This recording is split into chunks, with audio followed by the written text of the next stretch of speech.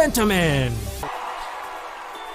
Tutu Mosquito Repellent Jelly is Uganda's first and only UNBS approved mosquito repellent jelly, protecting you from malaria while nourishing your skin with a gentle touch. Just apply it on your body.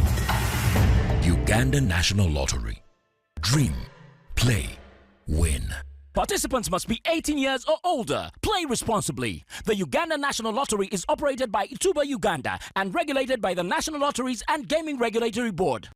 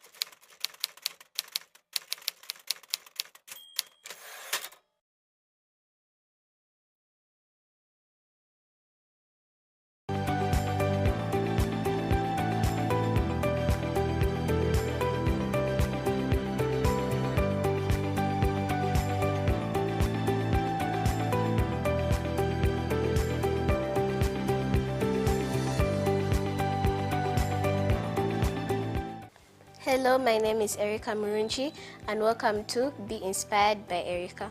So today I want to talk about how to be disciplined in school.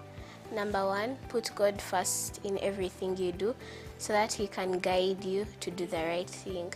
Number two, listen carefully. Listen to whatever your teachers are telling you so that you don't be punished or get in any trouble. Number three, pay attention in class so that you can be able to learn whatever they are teaching so that you can not forget and pass your examinations. Number four, always complete your homework so that you don't be in panic and you can use it for revision when you're about to do an examination. Number five, respect your teachers and peers. If you respect your teachers, they can help you with some numbers that you don't understand, and your friends can also explain to you if you don't know a concept. Stay organized so that you can make your teachers happy. Learning discipline for a better tomorrow, because the future is ours and the future is for those who are disciplined and organized. Thank you for watching. Stay blessed. Much love.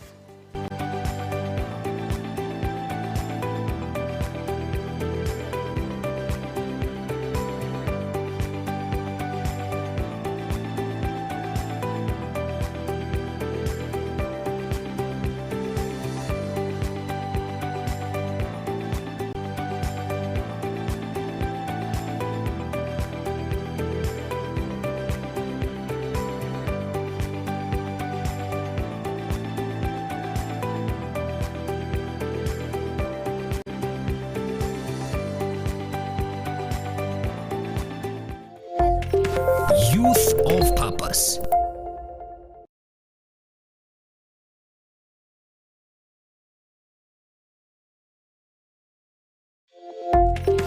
Youth of Purpose.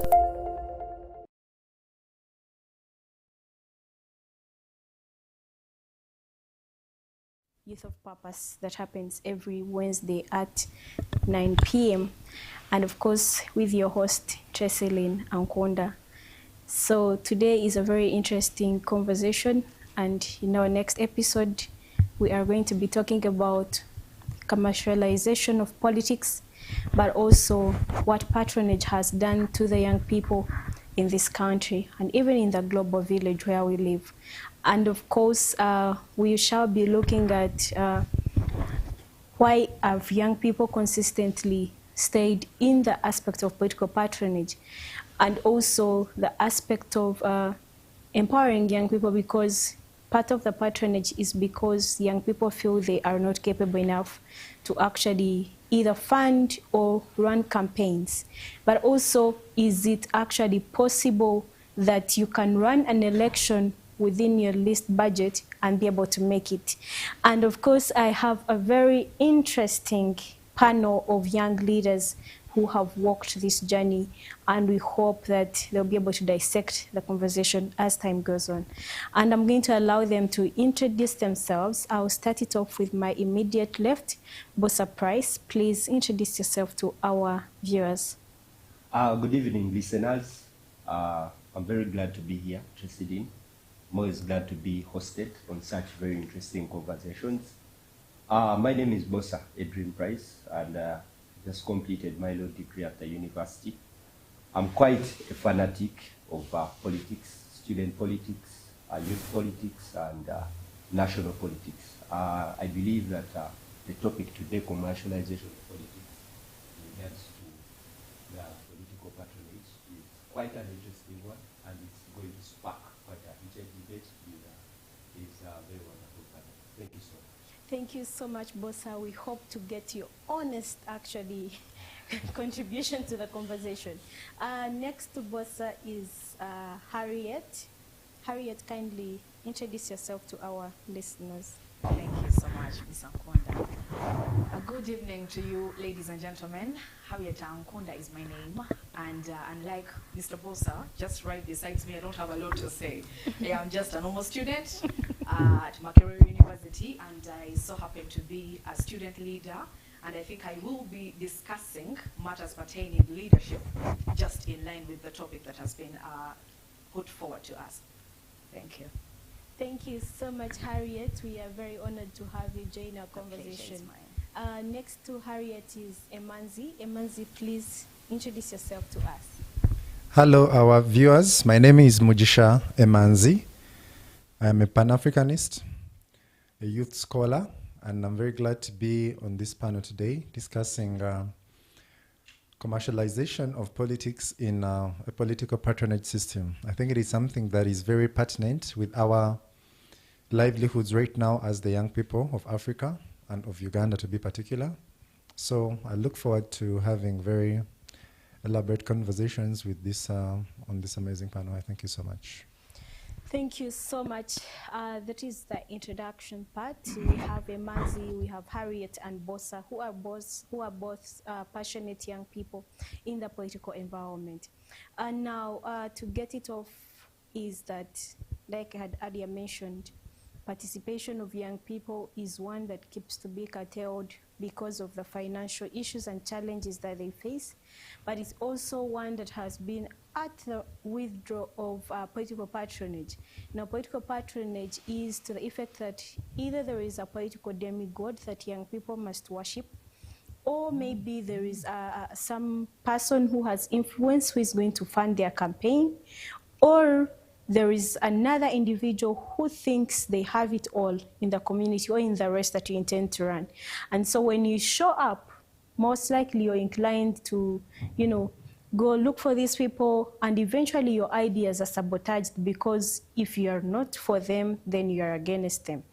Bossa Price, to get to you, in your own understanding of youth participation in politics, particularly how is the environment in the opposition party where you come from?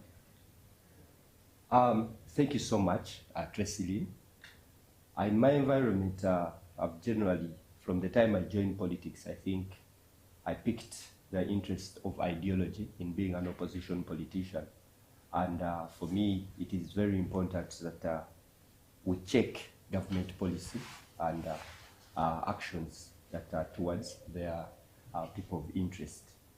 As a politician, as someone who has led campaigns, someone who has stood for elective politics, it must be put in place right now at the very beginning of the conversation that at the end of the day, every politician needs what? Yes. a political mentor or someone to guide them. One, politics needs someone to be behind you. Secondly, it needs money, it needs conviction, it needs you to have a message at the end of the day. But there are people who usually are there to guide you in that what? Particular manner. So, however, even when we say that that is the ideal environment or culture of politics, I think in Uganda today it has escalated beyond. You've already mentioned to us that what is patronage? Patronage is someone behind you, someone who, a foreign actor, maybe a private actor who maybe hopes to depend on a particular policy that if he supports you and let's say Sudhir Ruparelia wants to pass an economic policy in future. Yes. And then he has to support maybe let's say a particular Lord Mayor to be able to get through that position so that at a certain point T, when KCCA sits down, that Lord Mayor may be able to advance or help advance that particular policy. Then the other way is the patronage is manifested through leadership. For example, let's say Bobi Wine, Kyagulanyi Ssentamu, where he's the supreme head of the National Unity Platform. Yes.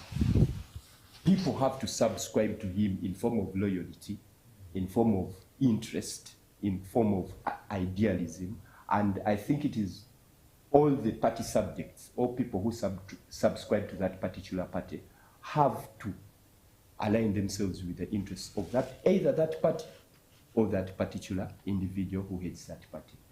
The thing about Uganda is that political parties are built around individuals. When you look at FDC, OPFF is built around Dr. Kizza Besigye, National Unity Platform built around Bobi Wine, and NRM built around who?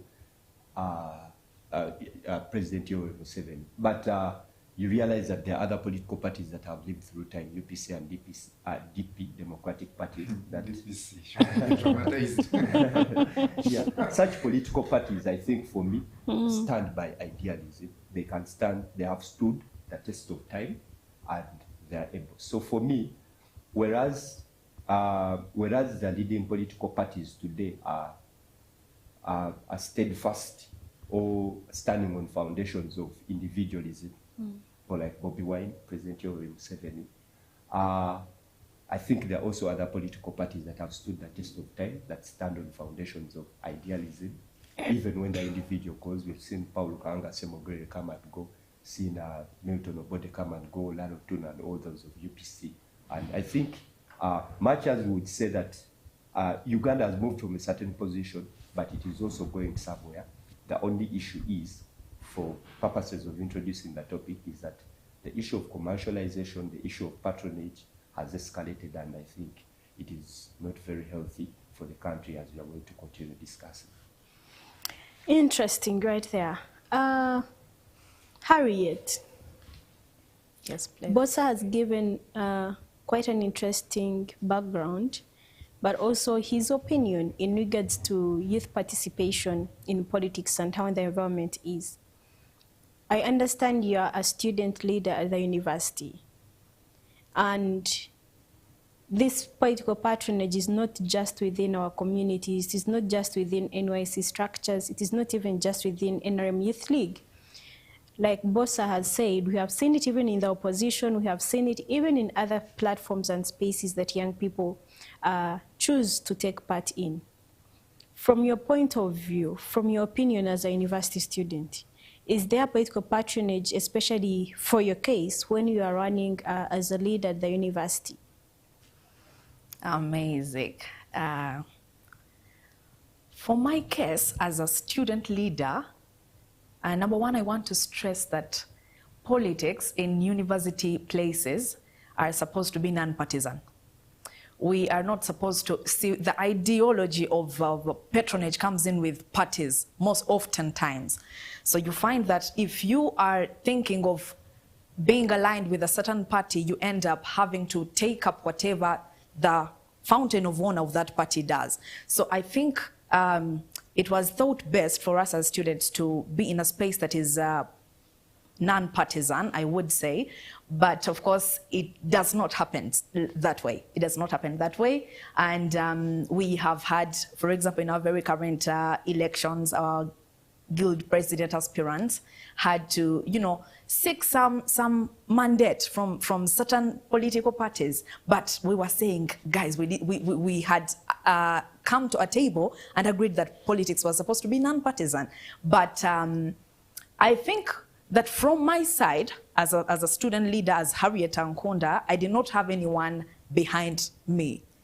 I must put it that way. I did not have a single person behind me, but it is very evident in our university spaces that we have had patronage in politics, in leadership selection. And for one, I don't think it should be bad. I don't think it should be bad to have someone that you look up to. The problem comes with you over get suffocated within that space of the person that you're looking up to, and you end up being compromised as a person. You can no longer stand for what you thought you would stand for, because maybe a certain person you're looking up to as a mentor, you're looking up to as, your patron in that space is not saying, I'm behind you on that. So you end up being compromised.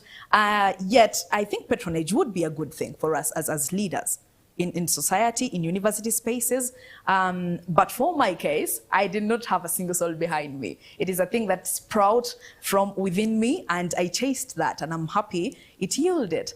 But if I had had a single soul to look up to, I would gladly have grabbed that point. I would not want at this point to say that I actually did not have small help from here and there. I had people that kept on talking to me about something, but I don't want to say that they were my patrons as such in my leadership journey. But I've had people that I've listened to but I did not have this fountain of someone like an idol, if I would say, as it usually happens in these leadership spaces. Yes. You bring in yet something interesting in regards to calling them idols. And I know very, very sure that very many young people have lost it, especially where these people have become small demigods that you have to worship. Because if you do not sing their praises, if you do not worship them, then you will not get what you want from them. But thank you for that. Emanzi, from your perspective, especially from maybe civil society, but also from day-to-day life, an opinion in terms of youth participation in politics. What is your say on the environment and the atmosphere as it is like for young people's participation in terms of patronage? Thank you. A political patronage system in an emerging democracy can be viewed from different dimensions. From the dimension of the powers that be, it looks to be the sole leadership plane. That leader A is being looked up to the young people in the society because of values A, B, C, D, and E. But then, here the conversation shifts from the values of the individual that the young people look up to, and then it goes back to what are the ideals, stroke the ideological standpoint of that political party, to be precise. Because that then, it provides the driving force, the inertia that moves one, the aspiration of the political party in terms of what they want to do to transform the nation. Those are basics 101. Every political party's main mission, number one, is to take power. And when they take power, they always have a manifesto of what they want the democracy to look like, right? Secondly, in a political patronage system for an emerging democracy like Uganda, in my opinion, like I was asked, I think there are so many loopholes therein. Why? Because the patronage system basically is a small god affair. Yes. Meaning that if I and I, Mujisha Emanzi, I'm the chairman of my political party, say Ufumbuzi Africa political party. It is me who has to, in Uganda, they will say, Ninakusoka kuanda code dusu, person A or B or C. In other words, I'm the political godfather. He who I announce, they become without question. Yes. We have a problem with that. I personally have a problem with that. Looking at the trajectory of African history, before we go to the world history, we have seen it in different African countries and African contexts, especially in the post-liberation struggle, post-independence liberation struggles, that the political parties that took power from the imperialists initially, rather colonialists, when they started offering leadership, that is when Africa started seeing things that we had never seen before. Yes. Things like